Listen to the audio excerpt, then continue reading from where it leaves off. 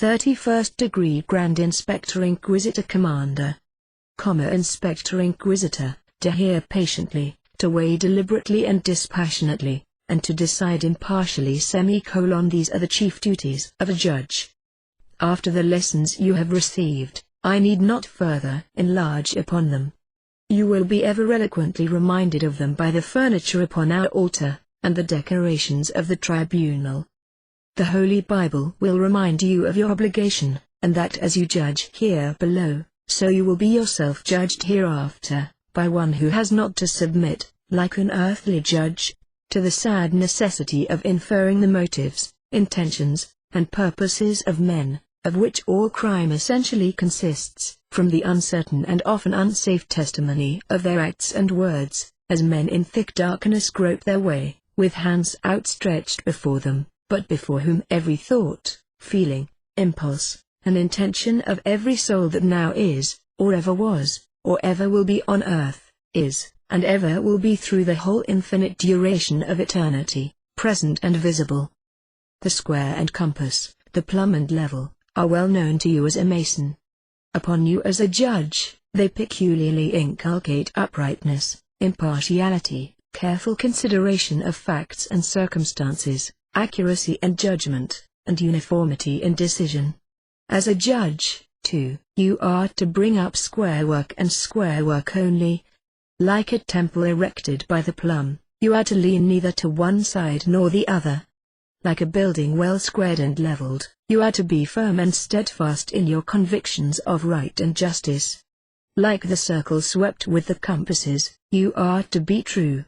In the scales of justice you are to weigh the facts and the law alone, nor place in either scale personal friendship or personal dislike, neither fear nor favor, and when reformation is no longer to be hoped for, you are to smite relentlessly with the sword of justice. The peculiar and principal symbol of this degree is the tetracts of Pythagoras, suspended in the east, where ordinarily the sacred word or letter glitters, like it, representing the deity. Its 9 external points form the triangle, the chief symbol in Masonry, with many of the meanings of which you are familiar. To us, its 3 sides represent the 3 principal attributes of the deity, which created, and now, as ever, support, uphold, and guide the universe in its eternal movement. The 3 supports of the Masonic Temple, itself an emblem of the universe: wisdom, or the infinite divine intelligence; strength, or power, the infinite divine will; and beauty, or the infinite divine harmony, the eternal law, by virtue of which the infinite myriads of suns and worlds flash ever onward in their ceaseless revolutions, without clash or conflict, in the infinite of space, and change and movement are the law of all created existences. To us, as Masonic judges, the triangle figures forth the pyramids, which, planted firmly as the everlasting hills, and accurately adjusted to the 4 cardinal points, defiant of all assaults of men and time, teach us to stand firm and unshaken as they, when our feet are planted upon the solid truth. It includes a multitude of geometrical figures, all having a deep significance to Masons. The triple triangle is peculiarly sacred, having ever been among all nations a symbol of the deity. Prolonging all the external lines of the hexagon, which also it includes, we have 6 smaller triangles, whose bases cut each other in the central point of the tetracts, itself always the symbol of the generative power of the universe, the Sun, Brahma, Osiris, Apollo, Bel, and the deity himself. Thus, too, we form 12 still smaller triangles, 3 times 3 of which compose the tetracts itself. I refrain from enumerating all the figures that you may trace within it, but one may not be passed unnoticed. The hexagon itself faintly images to us a cube, not visible at the first glance, and therefore the fit emblem of that faith in things invisible, most essential to salvation. The first perfect solid, and reminding you of the cubical stone that sweated blood, and of that deposited by Enoch, it teaches justice, accuracy, and consistency. The infinite divisibility of the triangle teaches the infinity of the universe, of time, of space, and of the deity, as do the lines that, diverging from the common center, ever increase their distance from each other as they are infinitely prolonged.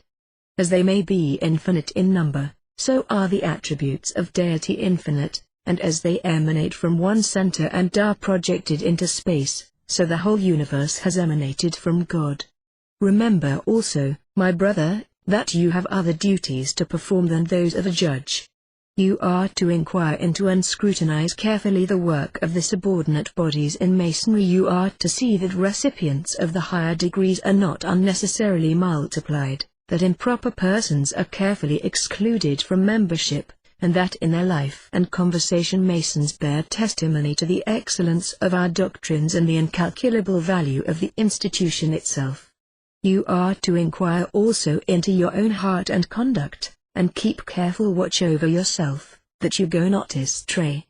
If you harbor ill will and jealousy, if you are hospitable to intolerance and bigotry, and churlish to gentleness and kind affections, opening wide your heart to one and closing its portals to the other, it is time for you to set in order your own temple, or else you wear in vain the name and insignia of a Mason, while yet uninvested with the Masonic nature. Everywhere in the world there is a natural law, that is, a constant mode of action, which seems to belong to the nature of things, to the constitution of the universe. This fact is universal. In different departments we call this mode of action by different names, as the law of matter, the law of mind, the law of morals, and the like. We mean by this, a certain mode of action which belongs to the material, mental, or moral forces, the mode in which commonly they are found to act, and in which it is their ideal to act always. The ideal laws of matter we know only from the fact that they are always obeyed. To us the actual obedience is the only evidence of the ideal rule, for in respect to the conduct of the material world, the ideal and the actual are the same. The laws of matter we learn only by observation and experience. Before experience of the fact, no man could foretell that a body, falling toward the earth, would descend 16 feet the first second, twice that the next, 4 times the third, and 16 times the fourth. No mode of action in our consciousness anticipates this rule of action in the outer world. The same is true of all the laws of matter. The ideal law is known because it is a fact. The law is imperative. It must be obeyed without hesitation. Laws of crystallization, laws of proportion in chemical combination common neither in these nor in any other law of nature is there any margin left for oscillation of disobedience. Only the primal will of God works in the material world, and no secondary finite will. There are no exceptions to the great general law of attraction, which binds atom to atom in the body of a rotifier visible only by aid of a microscope, orb to orb, system to system, gives unity to the world of things, and rounds these worlds of systems to a universe. At first there seem to be exceptions to this law, as in growth and decomposition, in the repulsions of electricity, but at length all these are found to be special cases of the one great law of attraction acting in various modes. The variety of effect of this law at first surprises the senses, but in the end the unity of cause astonishes the cultivated mind.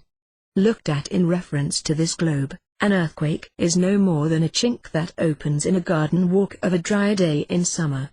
A sponge is porous, having small spaces between the solid parts. The solar system is only more porous, having larger room between the several orbs, the universe yet more so, with spaces between the systems, as small, compared with infinite space, as those between the atoms that compose the bulk of the smallest invisible animalcule, of which millions swim in a drop of salt water. The same attraction holds together the animalcule, the sponge, the system, and the universe. Every particle of matter in that universe is related to each and all the other particles, and attraction is their common bond.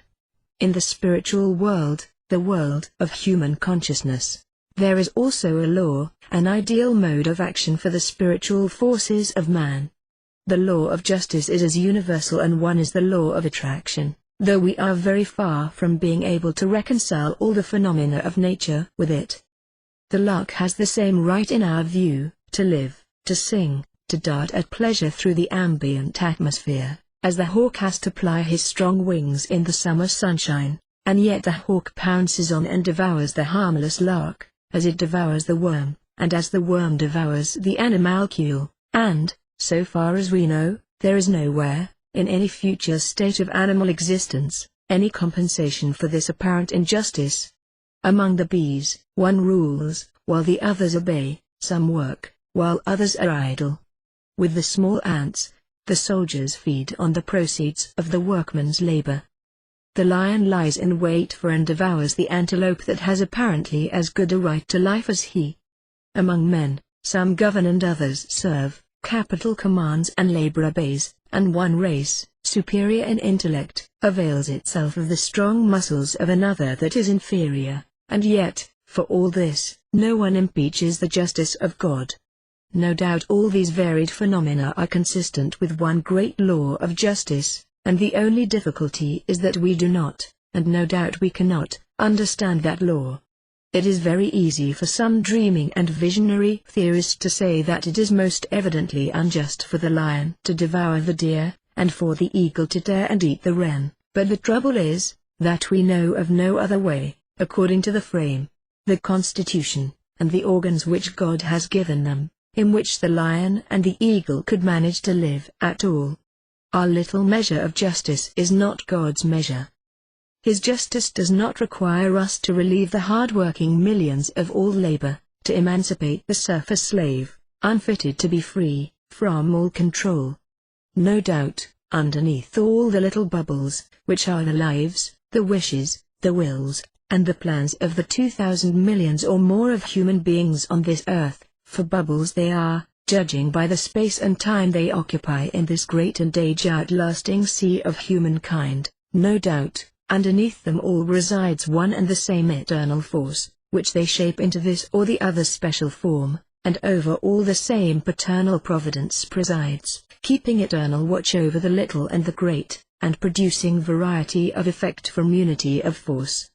It is entirely true to say that justice is the constitutional fundamental law of the moral universe, the law of right, a rule of conduct for man, as it is for every other living creature, in all his moral relations. No doubt all human affairs, like all other affairs, must be subject to that as the law paramount, and what is right agrees therewith and stands, while what is wrong conflicts with it and falls. The difficulty is that we ever erect our notions of what is right and just into the law of justice, and insist that God shall adopt that as his law, instead of striving to learn by observation and reflection what his law is, and then believing that law to be consistent with his infinite justice, whether it corresponds with our limited notion of justice, or does not so correspond. We are too wise in our own conceit, and ever strive to enact our own little notions into the universal laws of God. It might be difficult for man to prove, even to his own satisfaction, how it is right or just for him to subjugate the horse and ox to his service, giving them in return only their daily food, which God had spread out for them on all the green meadows and savannas of the world, or how it is just that we should slay and eat the harmless deer that only crops the green herbage, the buds, and the young leaves, and drinks the free-running water that God made common to all, or the gentle dove, the innocent kid, the many other living things that so confidently trust to our protection. Quite as difficult, perhaps, as to prove it just for one man's intellect or even his wealth to make another's strong arms his servants, for daily wages or for a bare subsistence. To find out this universal law of justice is one thing, to undertake to measure off something with our own little tape line, and call that God's law of justice, is another.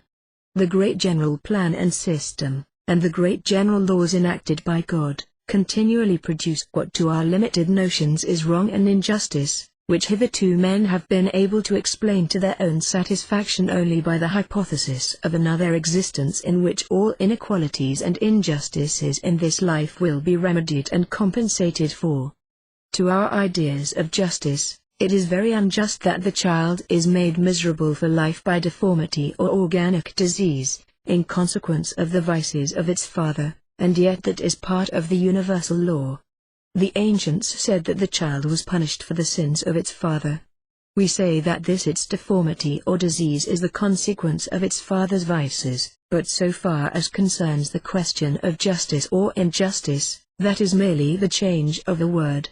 It is very easy to lay down a broad, general principle, embodying our own idea of what is absolute justice, and to insist that everything shall conform to that, to say, all human affairs must be subject to that as the law paramount, what is right agrees therewith and stands, what is wrong conflicts and falls.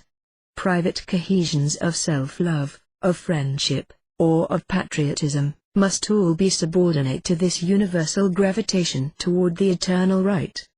The difficulty is that this universe of necessities God created, of sequences of cause and effect, and of life evolved from death, this interminable succession and aggregate of cruelties, will not conform to any such absolute principle or arbitrary theory, no matter in what sounding words and glittering phrases it may be embodied.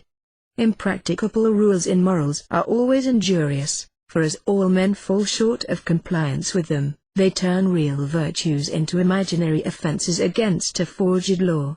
Justice as between man and as between man and the animals below him, is that which, under and according to the God-created relations existing between them, and the whole aggregate of circumstances surrounding them, is fit and right and proper to be done, with a view to the general as well as to the individual interest.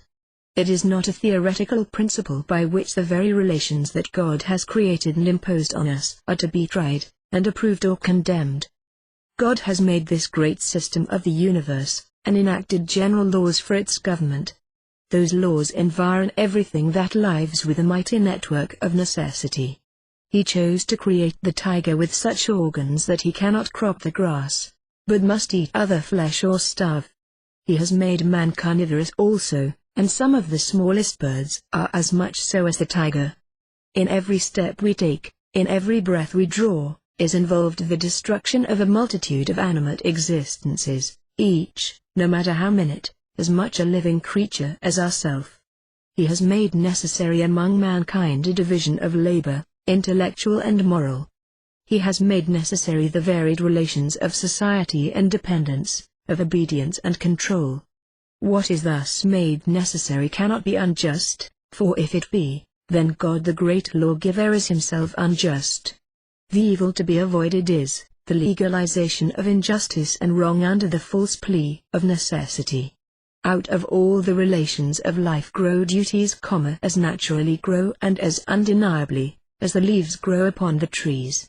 If we have the right, created by God's law of necessity, to slay the lamb that we may eat and live, we have no right to torture it in doing so, because that is in no wise necessary.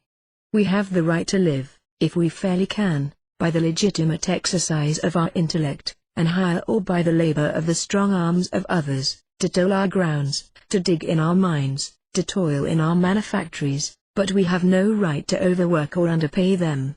It is not only true that we may learn the moral law of justice, the law of right, by experience and observation, but that God has given us a moral faculty, our conscience, which is able to perceive this law directly and immediately, by intuitive perception of it. And it is true that man has in his nature a rule of conduct higher than what he has ever yet come up to, an ideal of nature that shames his actual of history, because man has ever been prone to make necessity, his own necessity, the necessities of society, a plea for injustice.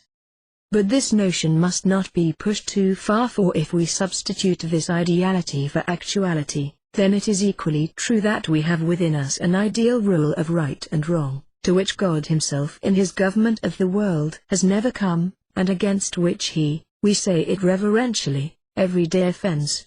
We detest the tiger and the wolf for the rapacity and love of blood which are their nature. We revolt against the law by which the crooked limbs and diseased organism of the child are the fruits of the father's vices. We even think that a God omnipotent and omniscient ought to have permitted no pain, no poverty, no servitude. Our ideal of justice is more lofty than the actualities of God. It is well, as all else is well.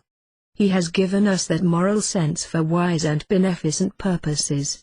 We accept it as a significant proof of the inherent loftiness of human nature, that it can entertain an ideal so exalted, and should strive to attain it, as far as we can do so consistently with the relations which he has created, and the circumstances which surround us and hold us captive. If we faithfully use this faculty of conscience, if, applying it to the existing relations and circumstances, we develop it and all its kindred powers, and so deduce the duties that out of these relations and those circumstances, and limited and qualified by them, arise and become obligatory upon us, then we learn justice, the law of right, the divine rule of conduct for human life. But if we undertake to define and settle the mode of action that belongs to the infinitely perfect nature of God, and so set up any ideal rule, beyond all human reach, we soon come to judge and condemn his work and the relations which it has pleased him in his infinite wisdom to create. A sense of justice belongs to human nature, and is a part of it. Men find a deep, permanent, and instinctive delight in justice, not only in the outward effects, but in the inward cause, and by their nature love this law of right, this reasonable rule of conduct, this justice, with a deep and abiding love.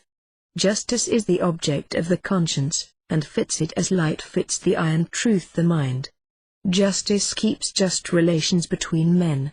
It holds the balance between nation and nation, between a man and his family, tribe, nation, and race, so that his absolute rights and theirs do not interfere, nor their ultimate interests ever clash, nor the eternal interests of the one prove antagonistic to those of all or of any other one. This we must believe, if we believe that God is just. We must do justice to all, and demand it of all. It is a universal human debt, a universal human claim. But we may err greatly in defining what that justice is. The temporary interests, and what to human view are the rights, of men, do often interfere and clash. The life interests of the individual often conflict with the permanent interests and welfare of society, and what may seem to be the natural rights of one class or race, with those of another. It is not true to say that one man, however little, must not be sacrificed to another, however great, to a majority, or to all men. That is not only a fallacy, but a most dangerous one. Often one man and many men must be sacrificed, in the ordinary sense of the term, to the interest of the many. It is a comfortable fallacy to the selfish, for if they cannot, by the law of justice, be sacrificed for the common good, then their country has no right to demand of them self-sacrifice, and he is a fool who lays down his life, or sacrifices his estate, or even his luxuries, to ensure the safety or prosperity of his country. According to that doctrine, Curtius was a fool, and Leonidas an idiot, and to die for one's country is no longer beautiful and glorious, but a mere absurdity. Then it is no longer to be asked that the common soldier shall receive in his bosom the sword or bayonet thrust which otherwise would let out the life of the great commander on whose fate hang the liberties of his country, and the welfare of millions yet unborn. On the contrary, it is certain that necessity rules in all the affairs of men, and that the interest and even the life of one man must often be sacrificed to the interest and welfare of his country. Some must ever lead the forlorn hope. The missionary must go among savages, bearing his life in his hand. The physician must expose himself to pestilence for the sake of others. The sailor, in the frail boat upon the wide ocean, escaped from the foundering or burning ship, must step calmly into the hungry waters, if the lives of the passengers can be saved only by the sacrifice of his own. The pilot must stand firm at the wheel, and let the flames scorch away his own life to ensure the common safety of those whom the doomed vessel bears. The mass of men are always looking for what is just. All the vast machinery which makes up a state, a world of states, is, on the part of the people, an attempt to organize, not that ideal justice which finds fault with God's ordinances, but that practical justice which may be attained in the actual organization of the world. The minute and wide-extending civil machinery which makes up the law and the courts, with all their officers and implements, on the part of mankind, is chiefly an effort to reduce to practice the theory of right. Constitutions are made to establish justice. The decisions of courts are reported to help us judge more wisely in time to come. The nation aims to get together the most nearly just men in the state, that they may incorporate into statutes their aggregate sense of what is right. The people wish law to be embodied justice, administered without passion. Even in the wildest ages there has been a wild popular justice, but always mixed with passion and administered in hate, for justice takes a rude form with rude men, and becomes less mixed with hate and passion in more civilized communities. Every progressive state revises its statutes and revolutionizes its constitution from time to time, seeking to come closer to the utmost possible practical justice and right, and sometimes, following theorists and dreamers in their adoration for the ideal, by erecting into law positive principle of theoretical right, works practical injustice, and then has to retrace its steps. In literature men always look for practical justice, and desire that virtue should have its own reward, and vice its appropriate punishment. They are ever on the side of justice and humanity, and the majority of them have an ideal justice, better than the things about them, juster than the law, for the law is ever imperfect, not attaining even to the utmost practicable degree of perfection, and no man is as just as his own idea of possible and practicable justice. His passions and his necessities ever cause him to sink below his own ideal. The ideal justice which men ever look up to and strive to rise toward, is true, but it will not be realized in this world.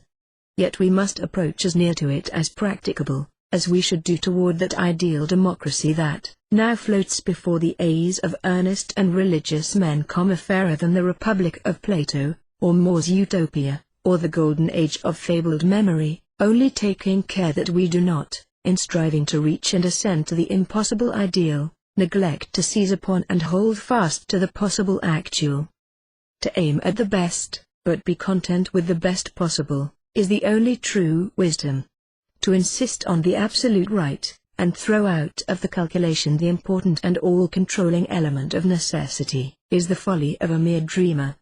In a world inhabited by men with bodies, and necessarily with bodily wants and animal passions, the time will never come when there will be no want, no oppression, nor servitude, no fear of man, no fear of God, but only love.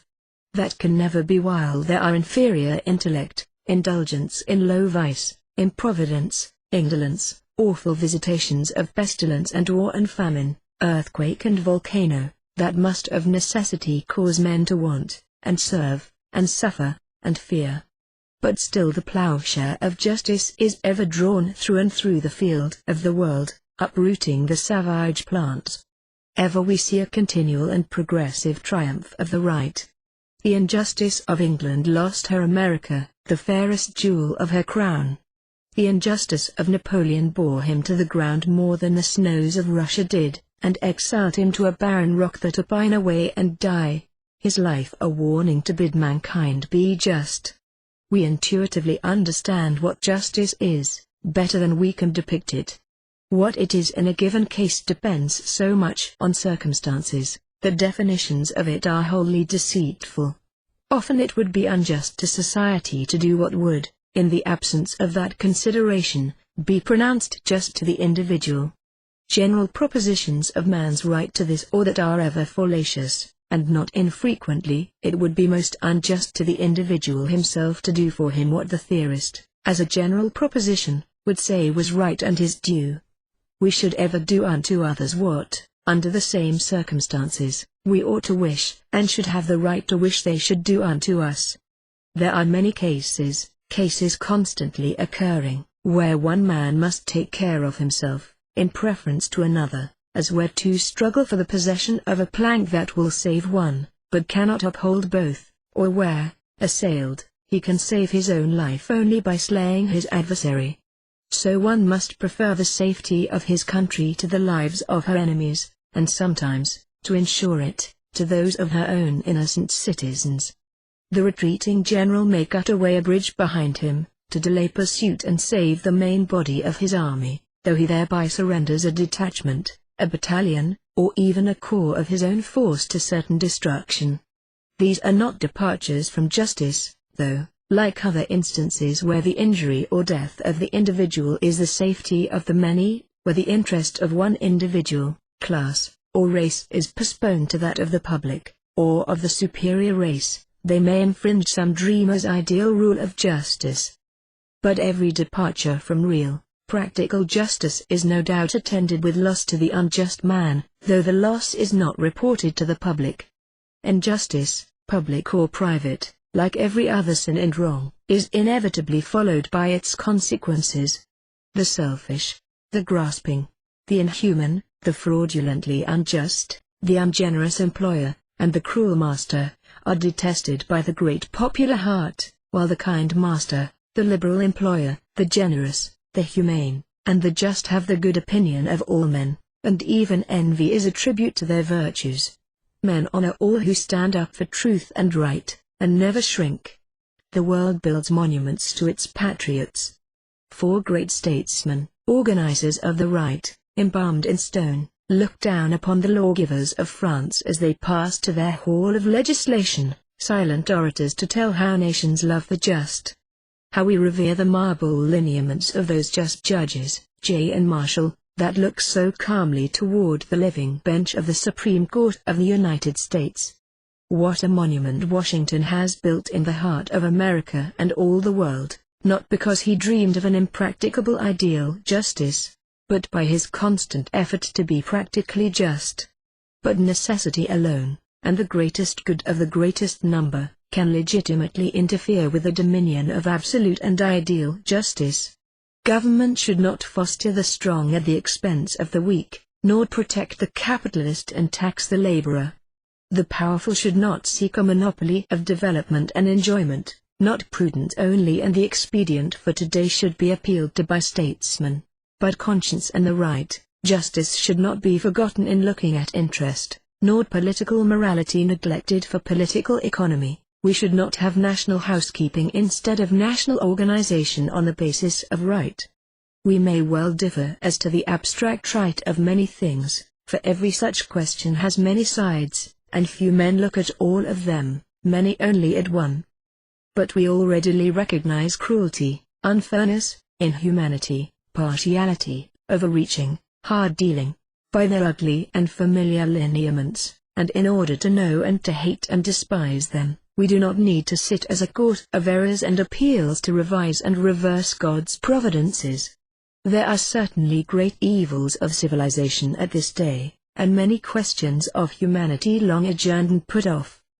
The hideous aspect of pauperism, the debasement and vice in our cities, tell us by their eloquent silence or in inarticulate mutterings, that the rich and the powerful and the intellectual do not do their duty by the poor, the feeble, and the ignorant, and every wretched woman who lives, heaven scarce knows how, by making shirts at 6 pence each, attests the injustice and inhumanity of man.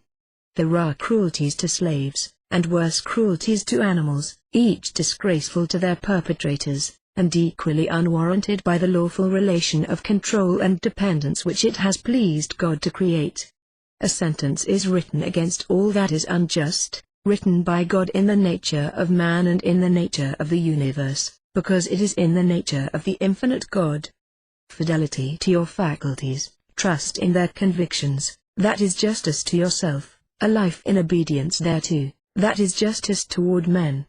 No wrong is really successful. The gain of injustice is a loss, its pleasure suffering. Iniquity often seems to prosper, but its success is its defeat and shame. After